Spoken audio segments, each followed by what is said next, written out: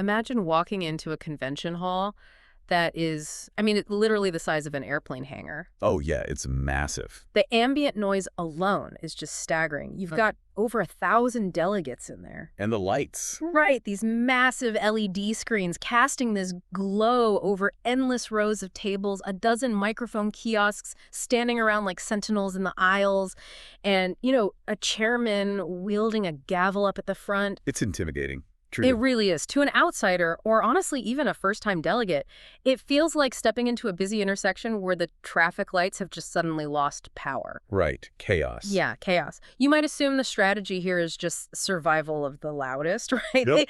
Like whoever gets to the mic and yells with the most passion just steers the ship. Well, a lot of people do think that, unfortunately. But the reality of church governance, specifically when we look at the source materials governing the upcoming Lutheran Church Missouri Synod 2026 convention in Phoenix, the reality is entirely different. Completely different. There actually is a highly sophisticated, meticulously engineered traffic control system in place. And thank goodness there is, honestly. Yeah.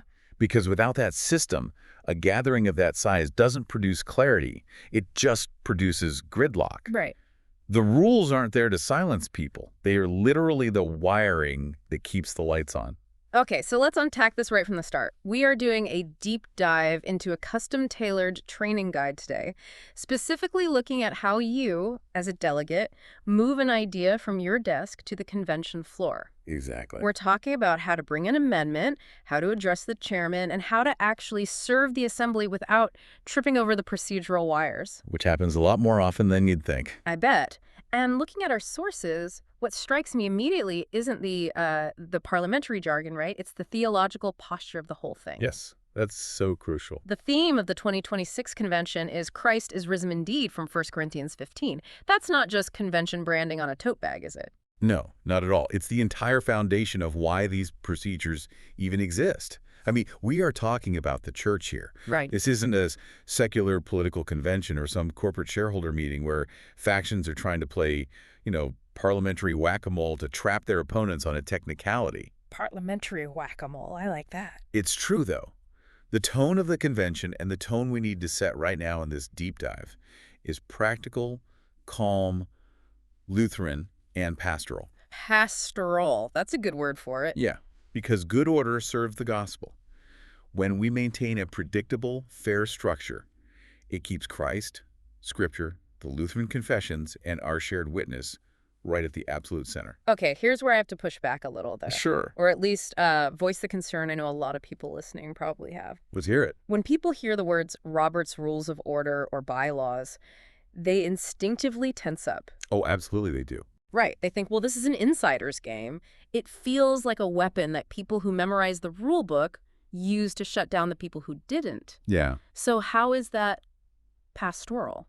I completely understand that fear. I really do. It's intimidating to stand before 1,000 people and worry you're going to use the wrong vocabulary and just get publicly shot down by the chair. Exactly. It's terrifying. But if we connect this to the bigger picture, proper procedure is actually the ultimate tool of charity. Charity. How so? It is the great equalizer in that massive room. Think about it. Without strict rules of debate, a highly aggressive speaker could just dominate the floor, right? They could intimidate quieter delegates. Right. The loudest voice in the room wins. Exactly. But when the rules are followed, a first-time lay delegate from a small rural parish has the exact same rights, the exact same allotted time, and the exact same voice as a seasoned district president. Oh, wow. I hadn't thought about it like that. Yeah. Procedure ensures everyone is heard. It ensures consciences aren't accidentally bound by sloppy, rushed wording. And it guarantees the church acts with clarity. Chaos benefits the loudest voice, but procedure benefits the truth. Procedure benefits the truth. That is a fascinating way to frame it. Procedure is charity.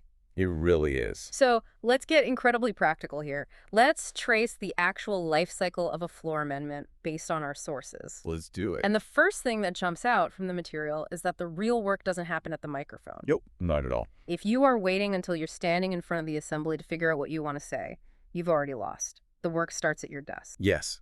Today's business, which prints all the proposed resolutions. Okay, so if I'm a delegate, I'm sitting at my table and reading through a resolution, and I spot something that worries me. Right. Maybe it's a phrase that could be misinterpreted, or maybe it's a directive that I think oversteps its bounds. What I absolutely cannot do is walk to a microphone and say, Mr. Chairman, I feel like this resolution has a weird vibe. Right. Please don't do that. Or, I don't really like the tone of this. Because the chairman can't process a feeling.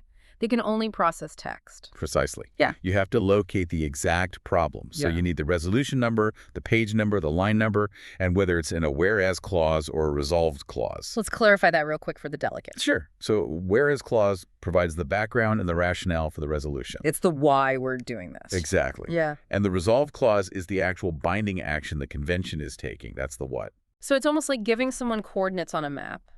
You wouldn't call a rescue helicopter and say, hey, I'm somewhere in the forest, look for a big pine tree. Right. You'd give them latitude and longitude. So if I'm looking at, say, Resolution 110 on cultural idolatry, and I think the word idolatry is being used so broadly that it might cause confusion for local pastors down the road. Okay. Realistic scenario. I don't try to just scrap the whole document. I write down on my notepad, location, page 42, line 15, third resolved. Yes.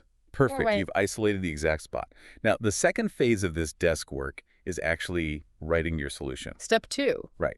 It's one thing to point at a leak in the roof. It's another to hand someone the exact material to patch it. You have to provide the assembly with a concrete alternative. Okay, so how do I do that? You do this using one of 4 specific structural tools. Walk me through these tools. How do I actually write this out? Okay, so you can write an amendment to strike words, which just means you are deleting them. Got it. Strike. You can insert words into a specific place. You can strike and insert, meaning you are deleting old wording and immediately replacing it with new wording. Okay, so strike, insert, or strike and insert. Right. Or, the fourth option, you can add an entirely new, clear resolved clause at the very end of the document. Okay, that makes sense. And the formula for this is rigid for a reason. You literally write out on your card, I move to amend resolution number whatever, line whatever, by striking current words and inserting new words. I can see why having that exact script is crucial. The convention secretary is sitting up there having to record this in real time. Oh yeah, they are typing furiously. If I just say, hey, can we maybe change that sentence to sound a bit more encouraging? The secretary has no idea what I'm actually moving to do. Right. And what you really want to avoid at this desk preparation stage is drafting a speech and trying to disguise it as an amendment. Oh, I bet that happens a lot. All the time. Sometimes delegates get very passionate about a theological nuance, and they try to insert a massive, rambling 400-word paragraph into a simple resolution. Just sneaking a whole essay in there. Yeah. But a resolution is supposed to be an action, not a textbook. You have to keep it tight. So if I'm looking at a resolution that tells a synod board to launch, like a major new initiative, but there's no mention of how much it will cost or if they ever have to tell anyone how it went. A classic oversight. Right. So I shouldn't try to rewrite the whole initiative. I just write a new clause to add at the end that says, resolved that the board report back to the 2029 convention on implementation and cost. Boom. Boom. Look. Clean, actionable, exact. Beautifully done.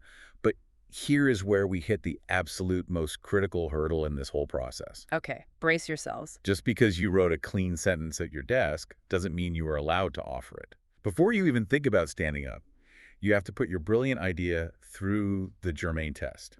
Ah, the germane test. Step 3. This sounds like the ultimate gatekeeper. It really is. I imagine this is where most well-intentioned delegates accidentally derail a convention and get ruled out of order, right? You'd be absolutely right. So what does it actually mean for an amendment to be germane? In the simplest terms, it means your amendment is strictly relevant to the business currently on the floor. It does not introduce a new topic. Okay. If we step back and look at the psychology of a large assembly, the delegates have agreed to debate the specific resolution printed in front of them in today's business. Right. They've been reading it over lunch. Exactly. It is profoundly unfair, and frankly, it's just chaotic to suddenly force 1,000 people to debate a completely different topic with zero warning or preparation, just because someone managed to get to a microphone. Right. That's not orderly at all. So how do I know if my idea passes the test? There are 5 prongs to the germane test. You have to mentally check your amendment against all of them. Same subject, same action, same actor, same effect, and same authority. Let's break those down because this feels like the secret sauce to actually being an effective delegate. It really is. First prong, same subject.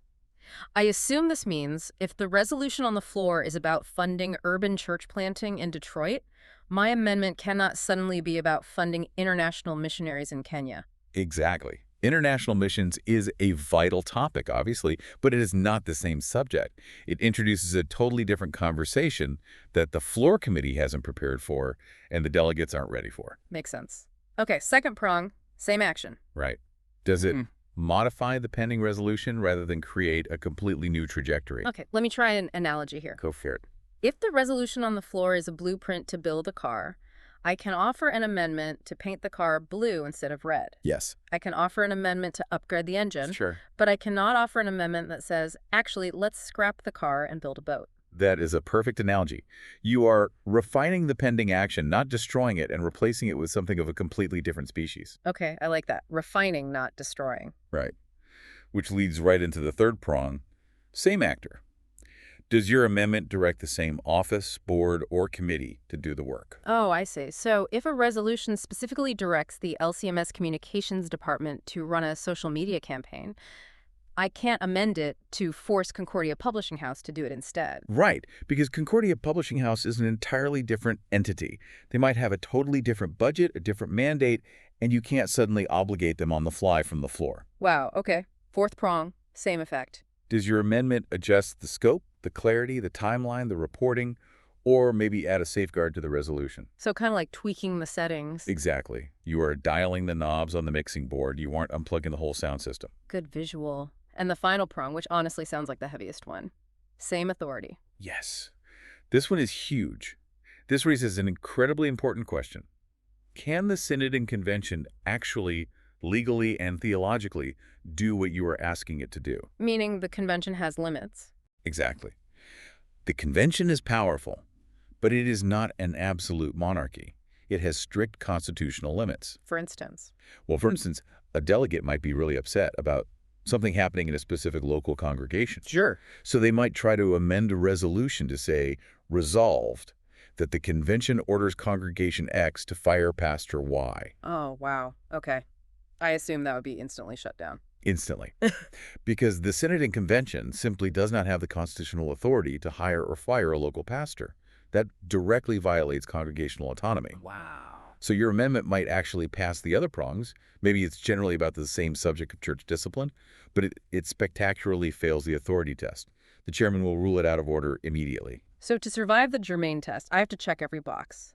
It must have the same subject, action, actor, effect, and authority. All five. And if I get challenged by someone at the mic who thinks my idea is off topic, I can confidently say to the chairman, Mr. Chairman, this amendment is germane because it directly modifies the pending resolution on the same subject and introduces no new business. Yes, that's a great script. You are proving to the chair that you respect the assembly's time and you know the boundaries of the sandbox. The sandbox, right. Now, while we are talking about authority, there is one more vital check you have to do at your desk.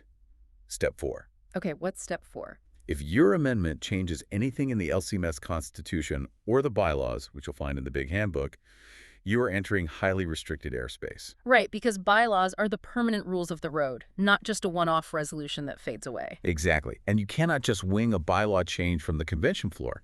Unintended consequences in bylaws can tie the whole church up in legal knots for years. I can only imagine. So, if your amendment touches the bylaws, it requires advance review by the Commission on Constitutional Matters, or the CCM. So if I want to change how, say, electoral circuits are composed to make voting fairer in my district, Right. and I realize that process is hard-coded into the bylaws, I can't just draft a clever paragraph and sprint to the mic. No, absolutely not. Yeah. You must submit that to the floor committee and the CCM well in advance. Got it. And frankly, this highlights a much broader principle about the whole communication pipeline of the convention. What do you mean? Well, once you've written a brilliant, perfectly germane amendment at your desk, what do you do with it? Well, step 5 in the material says you send it to the floor committee. But I feel like the instinct for a lot of people is to just hoard it. Yes.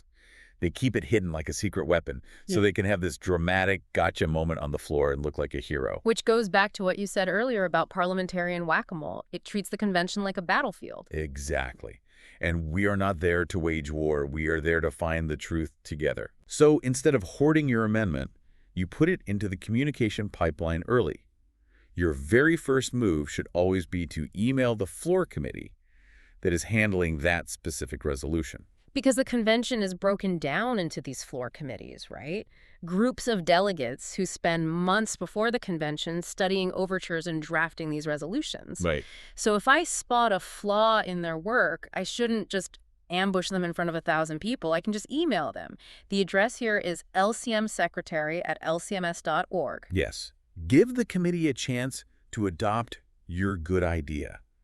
Floor committees aren't the enemy. They are trying to produce the best possible document. Right, they want to get it right, too. If you email them and say, hey, your resolution on digital width is great, but I think you missed a safeguard here. Here's my exact wording.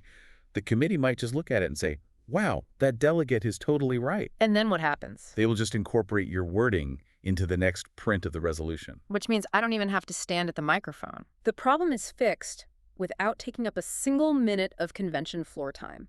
That is incredibly efficient. It's the absolute ideal scenario. And when you send that email, your subject line should be crystal clear. Use this template. ATTN floor committee number. Proposed amendment to resolution number. Make it easy for the secretary to route it to the right room. Yes. And in that same email, this is step 6, you should politely ask for publication. Right, because if they decide they don't want to incorporate my idea into their main document, I still want the rest of the convention to be able to read it before I offer it from the floor. Exactly. The psychology of voting is heavily dependent on visual processing. Oh, that's interesting. What do you mean? Well, if a delegate hears you read a complex theological sentence over a scratchy PA system, they are going to hesitate. People vote no when they are confused. That makes total sense. But if you ask the committee in your email, please consider incorporating this wording or publishing it in today's business, and they print it. Now, every single delegate has your exact text sitting on the table in front of them. So when you go to the mic, they are reading along with you. Yes. It builds massive trust. That is such a critical insight. People vote no when they're confused. So transparency is literally your best persuasive tool. Always. But let's say the timing just didn't work out.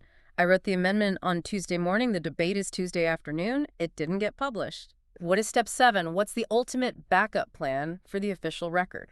You bring printed copies to the floor.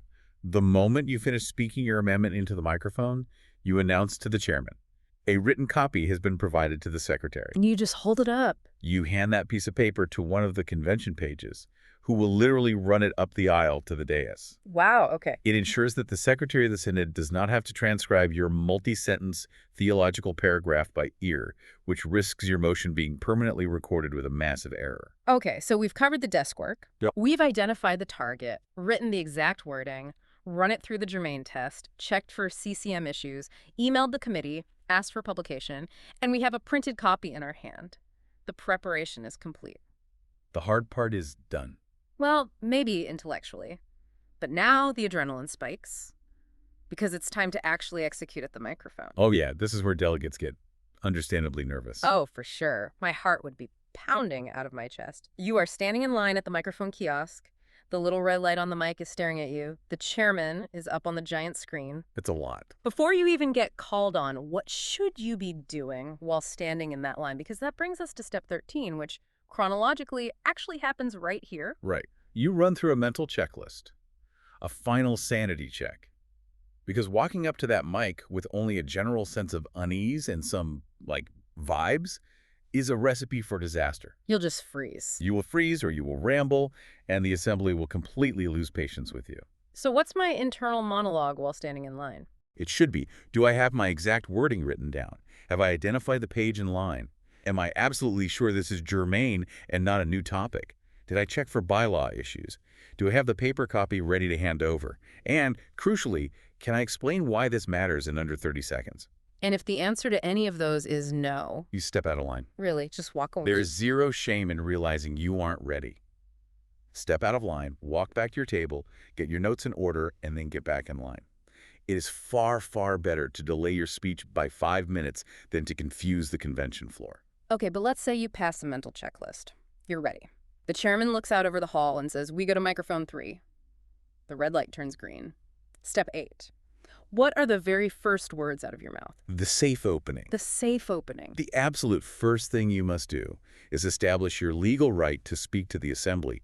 You state your name, your district, your delegate status, and your purpose. And this is vital. You speak through the chair, not across the room to the other delegates. Right, because the chairman is the one managing the floor, not the crowd. So my script is, Mr. Chairman, John Doe, Texas District, voting delegate, I rise to offer an amendment. Flawless. What should I avoid here? What you avoid at all costs is tapping the microphone, clearing your throat, and saying, hey, everybody, listen up. I've been thinking about this. Like it's an open mic night? Right. Or, worse, launching straight into a fiery theological argument without identifying yourself at all. If you don't identify yourself, you don't technically have the floor. The chair will interrupt you. So, Mr. Chairman, John Doe, Texas District, voting delegate, I rise to offer an amendment. It instantly establishes order. It commands respect. It really does. And then what? Step 9. I launch into my rationale. No. Wait, really? This is the most common mistake made at conventions. You do not launch into your rationale. You execute step 9. State the amendment in one clear sentence, and then stop. Stop talking. I just say the technical fix and don't explain why. Yes. You say, I move to amend Resolution 110, line 15, by striking the word idolatry and inserting cultural syncretism. And then you remain completely silent. That feels so unnatural. Let the chair process it. Let the convention process it. But why the silence? It feels like you're wasting your time. Because legally, no one can debate a motion that hasn't been made yet. Yeah. If you start giving your brilliant 2-minute rationale before actually making the motion, the clock is ticking. Oh, the timer has started. Yes. I have seen delegates give a deeply moving, passionate speech. The clock hits 0, their mic cuts out, and the chairman says, thank you for the thoughts, but did you actually have a motion? Oh, no. They talked themselves out of making the change. Exactly. It is heartbreaking to watch. So you state the one sentence, silence. Then someone in the hall yells, second, to prove that at least one other person wants to discuss this. Right. Now, the amendment officially belongs to the assembly. At that point, the chairman turns back to you and says, the delegate may speak to his motion. Ah, now it's step 10. Now the digital stopwatch on the big screen starts counting down from 2 minutes. Exactly. Now you have the floor to defend your idea. And let me tell you, 2 minutes is incredibly short. I can imagine. It disappears faster than free coffee at a convention break. You need a highly structured aerodynamic defense. We use a 5-part frame for this. Okay, let's break this down. The 2-minute defense frame. Right. It goes position, concern, anchor, effect, ask. Position, concern, anchor, effect, ask. Okay, I assume position is just affirming that I'm not up here to destroy the committee's work. Right. You start with charity. You say, I support the core intent of this resolution and urge adoption of the amendment. You are signaling to the room that you are a friend to the underlying goal, not an enemy. Then concern. You quickly identify the problem. The concern with the current text is real, but the wording in line 15 is too broad and could lead to confusion. Got it. Then anchor. This sounds like grounding it in something authoritative so it doesn't just sound like my personal opinion. Yes. You anchor your argument in reality. If we look at the Lutheran Confessions, or if we look at the Synod Handbook, we see that we use this specific terminology instead. Nice. Then effect. What does your fix actually achieve? This amendment preserves the doctrine while removing the potential for bureaucratic overreach. And finally, the ask. Never leave them guessing. Look at the chair and say, I ask the convention to please vote yes on this amendment. Position, concern, anchor, effect, ask. If you use that structure, you land the plane in 90 seconds, everyone understands you, and you look like a seasoned professional. Absolutely. You avoid the temptation to bring a seminary lecture to a stopwatch fight. That is the perfect way to phrase it. No long preambles, no wandering historical retrospectives, just clarity. Which brings us to step 11. This is a really fascinating aspect of being a delegate. Making a motion is one thing, but knowing which procedural tool to use and how to speak to your brothers and sisters in Christ is what separates a merely competent delegate from a truly masterful one. Yes, you need to know your toolkit, and you need to master your tone. Let's talk about the toolkit first. We've talked a lot about amending a resolution, striking and inserting words. But what if a resolution is just, well, fundamentally broken? That happens. Or what if I don't even know what's going on? Let's say I'm looking at a resolution and there's a reference to a coordinated financial strategy. and I have no idea if this means we are spending $1 million or $10. Do I offer an amendment to guess at a budget limit? No, that's trying to use a hammer to turn a screw. You use a completely different tool here. You go to the microphone and make a request for information. Just a request. Yes. Use the safe opening and say, Mr. Chairman, I request information from the floor committee. Does this strategy require a new budget allocation? And what happens? The chair will literally pause debate, turn to the committee, and get you the factual answer. You don't have to guess. I love that. You can just ask the chair a question and halt the clock. Ex- Or what if the debate has gone completely off the rails? Like I'm sitting on the floor and the speaker currently at the microphone is passionately debating about a youth program, but the resolution on the screen is about seminary curriculum. They're just on a tangent. Right. They are totally off topic. I don't want to be a jerk, but we are wasting precious convention time. In that case, the proper tool is raising a point of order. Point of order. You are alerting the chair that the rules of debate are being violated because the speaker is not being germane to the pending question. The chair will investigate and likely gently steer the speaker back to the topic. Okay, what if a resolution is just entirely half-baked? Like the committee highlighted a fantastic real concern about young adults leaving the church. It's a vital topic. Right, happens all the time. But the action plan they've attached to it is messy, it hasn't been budgeted, and it clearly needs a year of actual study by professionals before we vote on making it national policy. I don't want to vote no and look like I hate young adults, right? Of course not. But I can't vote yes to a bad plan. This is a classic scenario. You don't amend it and you don't vote against it. You move to refer. Refer. Yes, you step to the mic and say, I move to refer this resolution back to the appropriate board for further study with instructions to report back to the next convention. Oh, that's smart. You aren't killing the noble idea. You are demanding that the church execute it with excellence rather than rushing it. Refer it back to committee. That is so helpful. Now, what about tone? Step 12. We touched on charity earlier, but in the heat of a convention, when millions of dollars or deep theological convictions are on the line, things can get tense. Very tense. How does a delegate navigate that tension without becoming factional? It comes down to vocabulary. You must intentionally swap out confrontational language for constructive confessional language. You are addressing brothers and sisters in Christ, not political adversaries. Right. You must attack problems in the wording, never the motives of the people who wrote it. Give me some examples of how to say hard things charitably. Sure. So if you think a resolution is trying to centralize too much authority, you don't go to the mic and shout, this committee is attempting a blatant power grab. Which I'm sure people want to say. Oh, they do. But that instantly puts half the room on the defensive. Instead, you say, let us be careful not to bind consciences where Christ has left freedom. Wow. See, it elevates the conversation from petty politics to deep theology. Or what if I think a resolution is going to micromanage local parishes? I shouldn't say the Synod is trying to control our local money. No, definitely not. I could say something like, this amendment adds necessary accountability without creating unnecessary bureaucratic control. Exactly. You affirm the good intent accountability while guarding against the negative outcome control. What if I think an action is actually unconstitutional? You don't say, this is illegal and you all know it. Right, bad tone. You say, this amendment keeps the action safely within the Synod's proper authority. You are giving the committee the benefit of the doubt that they want to operate within proper authority. They just missed the mark. It's totally disarming. When you approach the floor with that kind of pastoral, calm tone, the delegates actually listen to your argument instead of just reacting to your anger. They absolutely do. But even with the most charitable tone in the world, there are certain things the chairman simply will not allow. Let's talk about the red flags. What is the quickest way to get legally shut down by the chair? We covered a few already, introducing a totally new topic that fails the germane test, or trying to change a bylaw without prior CCM review. Right. But there are a few others that delegates often stumble into.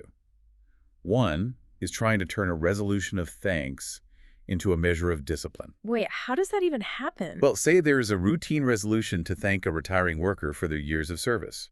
A delegate who has a personal grievance with that worker might try to amend the resolution to say, resolve that we thank them, but we also launch an investigation into their final year. Oh. That is completely out of order. You cannot hijack a Thanksgiving resolution to conduct a trial on the floor. That makes total sense. What else? Turning procedural policy into doctrine. The Synod adopts plenty of policies, just for good order. How we handle travel expenses, how we organize circuits, things like that. Yeah. You cannot amend a resolution to make a procedural policy carry the weight of a doctrinal confession. We only bind consciences to Scripture and the Lutheran confessions. We don't bind consciences to administrative flowcharts. Got it. And you mentioned earlier you can't direct an unrelated entity to do something. You can't force a local congregation to act if you're the synod. Right. And perhaps the most common red flag of all, trying to offer typo or style edits from the microphone. Oh, the grammar police. Yes, if you find a misspelled word or a misplaced comma, the chairman will literally tell you, "Thank you, please just hand that to the secretary in writing. Do not take up the time of 1,000 delegates to fix a comma splice." And obviously, no personal attacks. If you attack someone personally, your microphone gets cut. Instantly. Simple as that. Okay, here's where it gets really interesting. We've talked a lot of theory. We've covered the mechanics, the tests, the pipeline, the scripts, the tone. Let's put everything together. Okay. I want to put you, the listener, in the hot seat. Let's do some rapid-fire delegate practice drills based on real scenarios. This is the fun part. I'm going to throw a situation at my expert co-host here, and they will tell us the absolute best tactical action to take from our toolkit. The options are amend, refer, substitute, remove from omnibus, request information, parliamentary inquiry, point of order, speak against, postpone indefinitely, or do nothing. You ready? I'm absolutely ready. Let's run the drills. Drill 1. You spot a glaring comma splice and a misspelled word in Resolution 1001. What do you do? Do nothing at the mic. Send it in writing to the secretary. Save the convention's time. Perfect. Drill 2. You aren't sure if Resolution 113's coordinated strategy requires a massive new budget allocation. You request information. Ask the chair directly so you don't have to guess. Drill 3. Resolution 107 has great ideas, but you want to change the words "shall require" to "shall encourage" to protect local freedom. You amend, strike require, and insert encourage. Drill 4. You notice that an overture you care deeply about, say Overture 102 about celebrating the 500th anniversary of the Catechism, has been buried inside Omnibus Resolution A. The omnibus. Now, an omnibus is when the committee takes dozens of overtures they don't think need floor debate and groups them together to pass with a single yes vote, right? But you believe the convention desperately needs to debate this catechism overture directly. What's the play? You move to remove from omnibus. You step to the mic and say, I move to remove Overture 102 from Omnibus A and refer it to Floor Committee 1 for direct action. If a simple majority agrees, it gets pulled out and guaranteed real debate. Awesome. Drill 5. The speaker before you is debating a completely different resolution than the one currently pending on the screen. Call a point of order. Let the chair rein them in. Drill 6. You are looking at a resolution, let's say Resolution 110.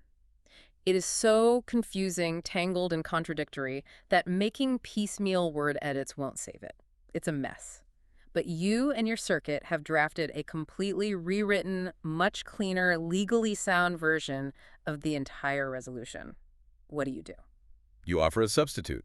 You go to the microphone and say, "Mr. Chairman, I move the substitute resolution that I have provided in advance to the secretary." Why is that better than amending? It allows the convention to weigh the committee's messy version against your clean version as a whole, rather than suffering through 2 hours of comma edits. Drill 7. Resolution 109 about youth ministry highlights a great concern, but the action plan is half-baked and needs a year of actual study. You refer it back to the committee or board for further study. Don't kill it, just send it back for refinement. Drill 8. You are standing at the mic. You want to completely kill a resolution. You don't want to fix it. You don't want to refer it. But you don't know the proper parliamentary maneuver to make it go away without taking a direct yes or no vote on the merits, which you might lose. What do? You use a parliamentary inquiry. You literally ask the chair for help. You say, "Mr. Chairman, parliamentary inquiry. What is the proper motion to dispose of this resolution without a direct vote?" The chairman is the parliamentarian of the room. Let them guide you. Drill 9. A resolution creates a terrible, dangerous precedent for the synod. You don't want to fix it.